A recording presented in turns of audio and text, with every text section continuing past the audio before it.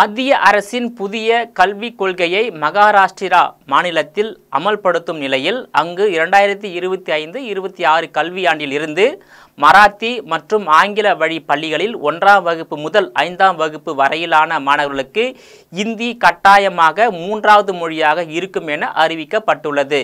இதை மிக கடுமையாக எதிர்த்து உள்ள மகாராஷ்டிரா நவ நிர்மாண் சேனா தலைவர் ராஜ் தாக்கரே தாங்கள் இந்துக்கள் தான், ஆனால் இந்தி இல்லை என்றும் இந்தி மயமாக்கலுக்கு எதிராக மாபெரும் போராட்டம் மாநிலத்தில் வெடிக்கும் என எச்சரிக்கை விடுத்துள்ளார். நாட்டின் பல்வேறு மாநிலங்களும் புதிய கல்விக் கொள்கையை ஏற்றுக்கொண்டுள்ள நிலையில் புதிய கல்விக் கொள்கையை மெல்ல மெல்ல அமல்படுத்தும் பணியில் மத்திய அரசு இறங்கிவிட்டன. அதன்படி மகாராஷ்டிரா மாநிலத்தில் புதிய கல்விக் கொள்கை அமல்படுத்தப்படும் சூழ்நிலையில் 2025-26 கல்வியாண்டில் இருந்து மராத்தி மற்றும் ஆங்கில வழி பள்ளிகளில் 1ஆம் வகுப்பு முதல் 5ஆம் வகுப்பு வரையிலான மாணவர்களுக்கு இந்தி கட்டாயம் 3ஆம் மொழியாக இருக்கும் என பாஜக ஆளக்கூடிய அம்மாநில அரசு அறிவித்து உள்ளது.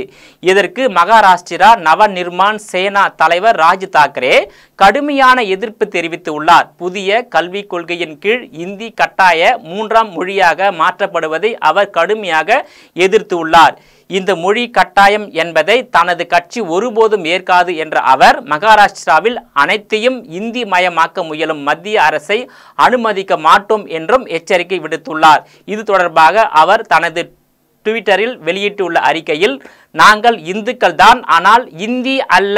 மகாராஷ்டிராவை இந்தி மாநிலம் என்று சித்தரிக்க முயன்றால் அதற்கு எதிராக மகாராஷ்டிராவில் மிகப்பெரிய போராட்டத்தை நிச்சயம் நடத்துவோம் என்று, இதையெல்லாம் பார்த்தால் வேண்டுமென்று இந்த போராட்டத்தை அரசு ஊக்குவிக்கிறது என்பது போலவே இருக்கிறது. வரவிருக்கும் தேர்தல்களில் மராத்தி மற்றும் மராத்தி அல்லாத மக்களுக்கு இடையே ஒரு போராட்டத்தை உருவாக்கி அதை பயன்படுத்தி கொள்ள பாஜக முயல்கிறதோ என்ற சந்தேகம் வருகிறது என்றும் பதிவிட்டு உள்ளார். மேலும் இந்தி ஒரு தேசிய மொழி அல்ல என்பதை திட்டவட்டமாக கூறிய ராஜ் தாக்கரே ஏன் இந்த மொழியை மகாராஷ்டிராவில் உள்ள மாணவர்களுக்கு தொடக்கம் முதல் இந்தியை கற்பிக்க வேண்டும் என்றும் கேள்வி எழுப்பியுள்ளார்.